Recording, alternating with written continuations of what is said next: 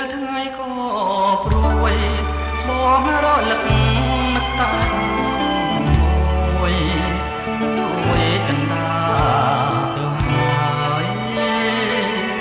អូននៅម្នាក់ឯងនឹងឯងគ្មានបងចង់ឆ្លើយតើអត់យ៉ាងណាអូនអើយបងអាណិតណាបងជឿជាក់ហើយថាអូនខាងក្តីតែចិនបងចេះតែលួចខ្លាចតែថ្ងៃក្រោយពេញ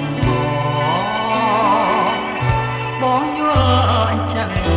កុំខឹងណាស់កែនួនឡង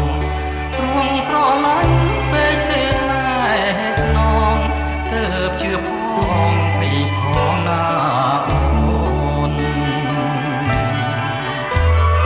ហើយមិនបានរស់ជាមួយគ្នាជួបមួយគ្រាមួយគ្រាលួចលាប្រត់គ្នាទេ